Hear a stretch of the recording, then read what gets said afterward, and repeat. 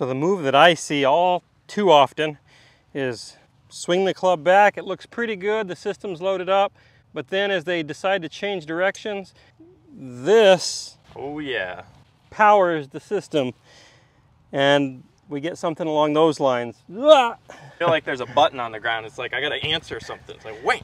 To the ball. To the ball. Yep. So now you got that old steep pattern. You're probably hitting pulls, probably hitting chunks. Slices with the longer clubs. Lots of exciting stuff.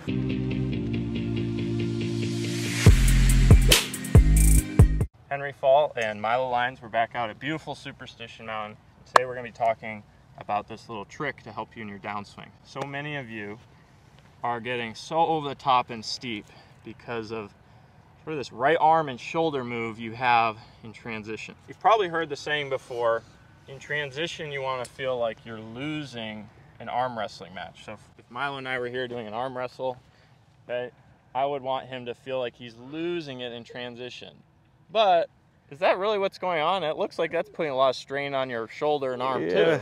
That's not what I like to see. There is an element of that, but I don't want you to actually lose the arm wrestle, because then we're going way external too much.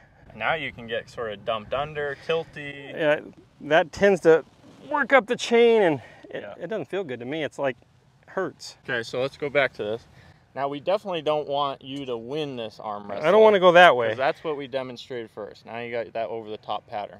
So what is kind of going on? What would we like to see? How about not much? How about just kind of maintaining it? You maintain. Don't win the arm wrestle and break the guy's shoulder, and don't lose the arm wrestle and get your shoulder broken. So we're just kind of neutral. You and I are stuck in a battle here, right? Yeah, it's just structured how it is, and it just stays kind of how it is. We don't want to tumble it. We don't want to dump it.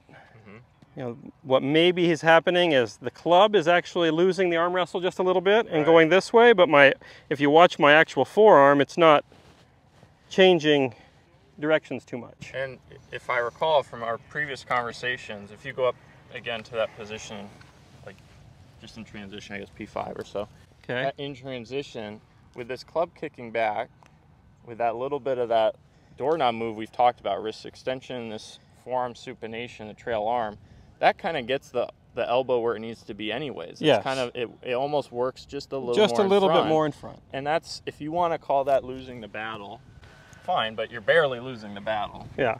We don't need to get this all cranked back or drive the elbow like this. Why don't we do a little exercise you'd see people do in the gym? Just real quick, if you're new to our channel and want some cool drills and exercises to help you learn more of an athletic rotational golf swing, make sure you guys subscribe and hit that bell icon so you're notified when new videos are up. So some of these drills are also on our website, milolinesgolf.com.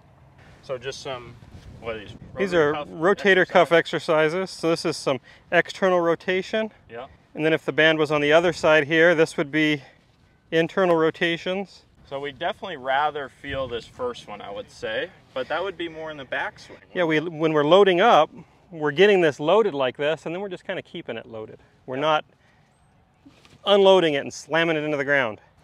Okay. So I guess the theory here is, Milo, that when it comes down to it, we're just kind of keeping a fairly constant right arm and radius.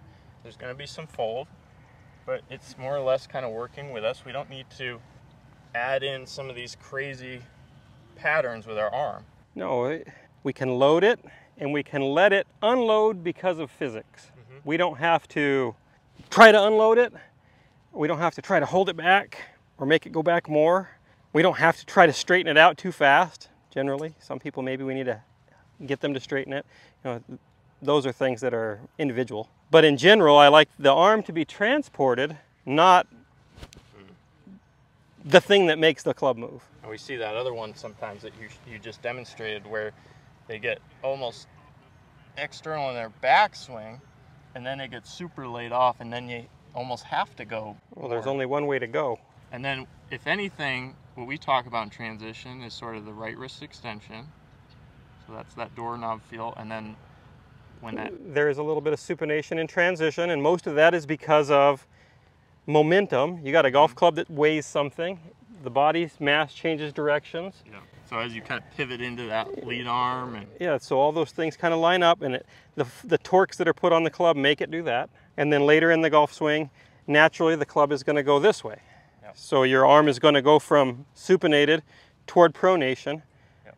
But it's not something that I feel like you muscularly have to do. You can just kind of let it do it. It's happening, no doubt. Yeah. But anybody that's forcing this, it's probably not going to be great out of the top. Yeah. All right, so Milo, let's show a couple little exercises they can do to feel this. One I always love to do, and I recommend to students all the time on our site, because so often we see that right arm get too deep in some funny positions. So you're talking about this one? Yeah, simply put your left hand or your lead hand so you can onto that trail tricep. Little ones like this. And you don't even have to hit a ball. But if you can feel how to do that, then you can actually hit a golf ball. And I didn't hit it super great, but it was okay. But I just like doing little air swings with it at the house. I grip down, I just put my left hand under my right tricep and just make these little air swings. And you don't even need a club, you can just, there I am. It's like a big wide slap where everything is kind of moving together. I feel maybe a little stretch in transition, but it's still kind of staying in front and working with me. So no crazy moves, no massive external rotation, no massive trying to tumble it over like this. Nope. All right, so second drill or exercise they could do is the open palm. So if you go ahead and set up, you kind of take your grip and then you're gonna open that right hand and you'll feel like, okay, so if I add some amount of, why don't you go to the top and show external, like crazy external with that open palm. Are you gonna be able to hit the ball like that? No. I don't think your right hand would know what to do, right? Also don't want to go that way. Well, plus the club, you have no grip on the club. Yeah. It's almost impossible. It's in the wrong arc already. So with that right palm, the way it is, you have to kind of keep it on the right plane. So now do it where you go internal out of the top with that right palm. Now how does that feel to you? Not good. Feels like you're gonna hit the ball right in the feels like I'm gonna hit myself in my left shin. So why don't we show them the right way where it's a little more constant like we talked about.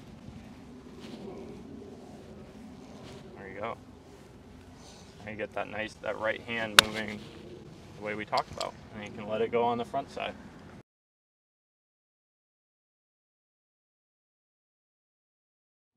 So there's two little exercises you can do to kind of help not win the battle, not lose the battle, just kind of feel like it's constant, right? Well, hopefully you liked this video. If you did, hit the like button, the subscribe, the bell icon, and come visit us at milolinesgolf.com.